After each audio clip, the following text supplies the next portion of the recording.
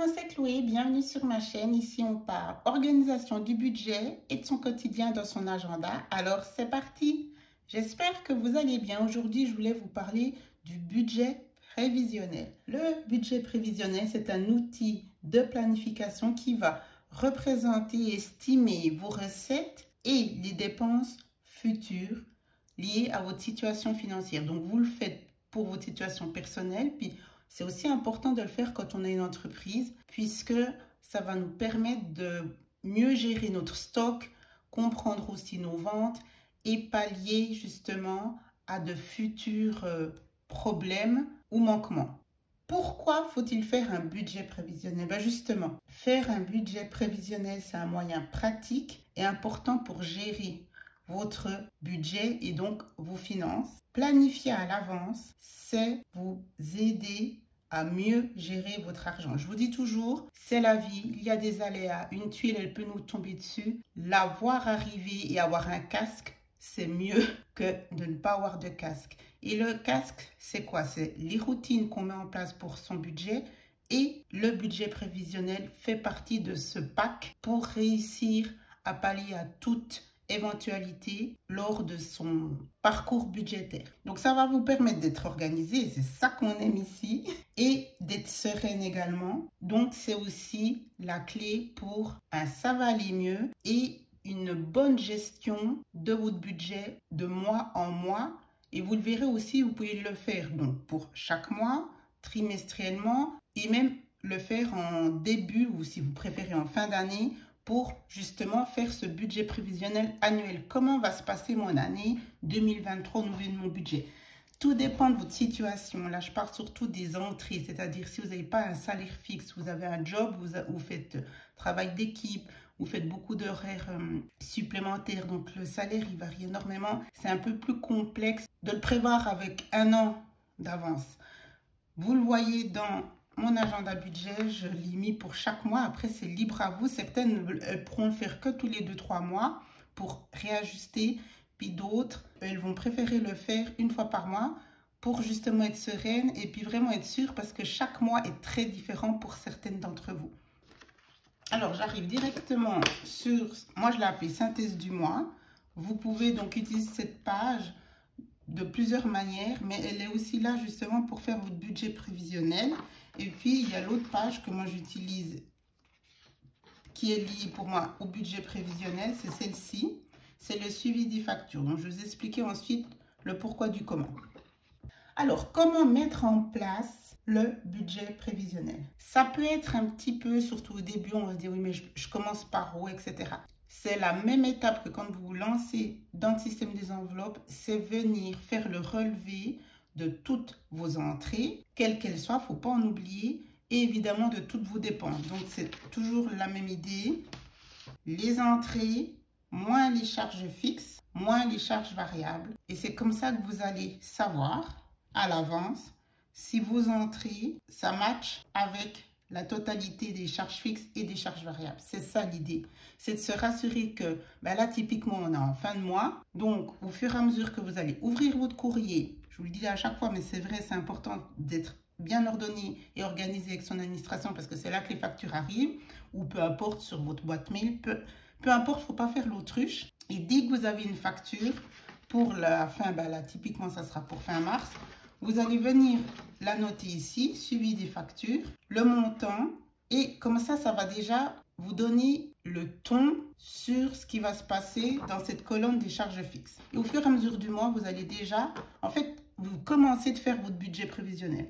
Puis vous allez vous dire, ah ouais, ok, j'ai tout ça, j'ai tout ça. Soit vous me les notez sur cette page ici, par bloc, vous les dispatchez, les assurances, les factures d'assurance, les factures telles et telles. Et vous allez commencer de vous dire, oups, il y en a beaucoup ce mois-ci, je sais déjà mes entrées.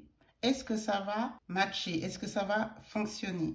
Et c'est là que vient l'idée et que c'est important d'être organisé parce que c'est à ce moment-là que vous devez être dans l'action et de vous dire, est-ce que j'appelle tel et tel organisme, enfin l'entreprise, peu importe, pour demander par exemple une échéance de paiement. C'est là que tout se joue. Faire un budget prévisionnel, je vous le disais au début, c'est pouvoir être en amont d'une situation qui pourrait être problématique. C'est pas typiquement comme aujourd'hui le 28 qu'il faut appeler en disant oh écoutez, j'arriverai pas à payer la facture, vous pouvez me faire un délai. Ça va pas. Si vous avez ouvert votre courrier, vous avez commencé de noter ici, puis que justement, à partir du 10, 12, 13 mars, vous voyez que ça va pas le faire, et bien c'est là qu'il faut appeler pour demander une échéance. Ensuite, vous venez noter, vous reportez sur le mois d'après la fameuse facture pour bien faire votre suivi des factures.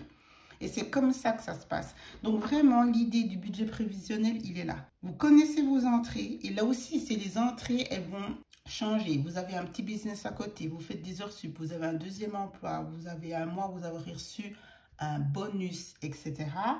Chaque mois va être différent. Donc effectivement, en sachant que par exemple, ce mois-ci, il y aura plus d'entrées et que vous réalisez qu'il y a effectivement pas mal de factures, mais vous êtes zen parce que vous savez que c'est un mois où vous avez plus d'entrées. Donc ça va vraiment vous aider à être sereine, à aussi comprendre votre argent, où il part, et faire une analyse. Et au fur et à mesure, vous serez beaucoup plus aguerri dans la façon comme vous allez gérer votre argent et aussi ensuite gérer votre avoir disponible. Parce que quand on sait un petit peu à l'avance comment ça va se passer le mois d'après, même si on a donc retiré son avoir disponible, on va peut-être le gérer d'une autre manière. Parce que si on sait qu'on aura des plus grosses dépenses fin avril, on va peut-être aussi se dire, je mets plus de côté ce mois-ci. Je ne serai pas obligée, mais je mets plus pour être à l'aise le mois d'avril. C'est ça, faire un budget prévisionnel.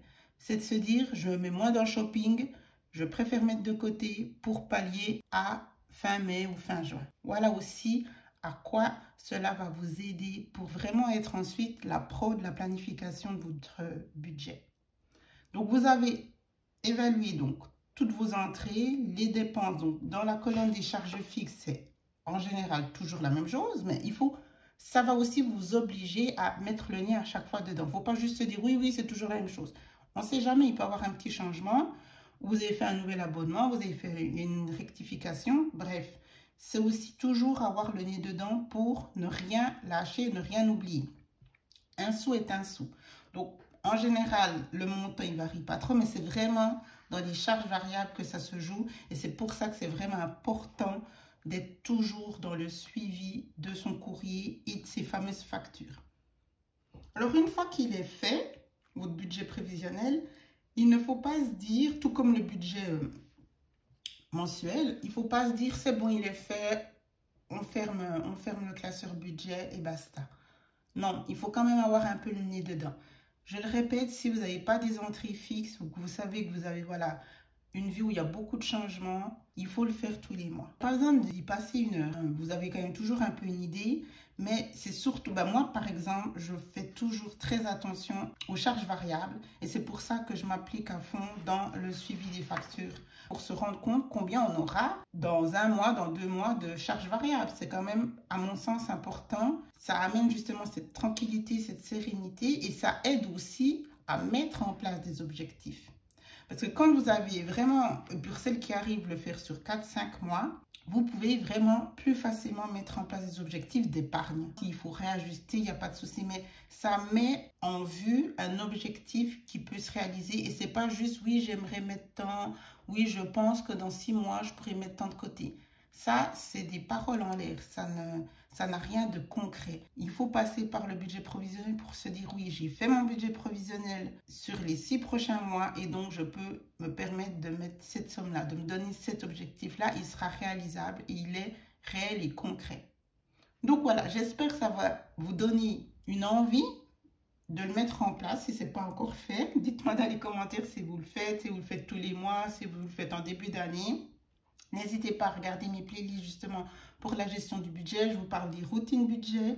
Et justement, je me suis dit, mais oui, il faut que je parle de ce fameux budget prévisionnel. Parce que franchement, c'est intéressant de le faire.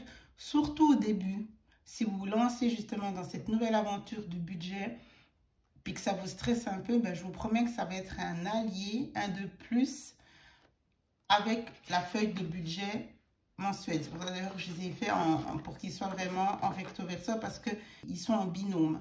Donc en récapitulatif, il faut évaluer vos sources de revenus et vos dépenses. Établissez ces fameux objectifs pour gérer votre budget et limiter les dépenses. Comme je vous disais, si vous savez que vous aurez des factures assez importantes pour avril, vous allez mieux gérer le mois en cours. Même l'idée, c'est de faire un petit peu d'épargne pour justement la facture qui sera peut-être par exemple fin avril ou fin mai. Le fait de faire un budget, mais ça on le sait, si on est dans le système des enveloppes et tout, mais c'est d'avoir un suivi de ses dépenses en faisant justement avec le budget planaire, c'est l'idée, donc on en revient à ça. Pouvoir mettre en place un plan d'épargne, que ce soit le fonds de secours ou les fonds d'amortissement. Évidemment, rembourser ses dettes si vous avez des dettes. Tout ça, ça va vous permettre de faire un objectif pour chacun de ces sujets. Et comme je vous le disais, pas de panique, rien n'est figé, vous pouvez réajuster. Et c'est pour ça qu'à mon sens, il faut quand même avoir le nez dedans régulièrement. Et vous allez pouvoir réajuster au fur et à mesure, mois en cours, et même pour celles qui auraient fait sur 6 mois, ça ne doit pas être figé. Si vous voyez que vous étiez trop gourmande au niveau de l'objectif d'épargne, vous réajustez parce qu'il y a peut-être eu des choses qui se sont passées entre-temps. Donc, mais vous avez une bonne base. Et pour réajuster, c'est toujours important d'avoir la feuille A et la feuille B. Si vous n'avez jamais fait de budget prévisionnel, vous allez vous calquer sur quoi pour réajuster? Si vous avez déjà fait votre feuille de budget mensuel sur plusieurs mois, prenez-la quand même comme c'est déjà votre exemple de budget prévisionnel, j'ai envie de vous dire. Donc, pas de panique si vous ne l'aviez jamais fait, mais ça peut être l'idée de vous y mettre. Vous allez voir quand même les effets qui seront plus positifs. Il y aura moins de stress en fin de mois parce que justement, ces fameuses factures, cette fameuse colonne des charges variables, je peux supposer que pour certaines, tout d'un coup, elles se disent « Ah oui, oups, il y a encore tout ça à payer. Je n'avais pas imaginé que j'avais toutes ces factures semencières à payer. » Si vous avez fait le suivi de vos factures et donc votre budget prévisionnel, vous n'aurez pas ce petit coup de chaud en fin de mois. Rien n'est obligatoire, mais c'est toutes des petites astuces, des conseils, des outils pour aller vers un savalier. Merci de me suivre. N'hésitez pas à vous abonner si ce n'est pas encore fait. Je vous embrasse. Ciao, ciao.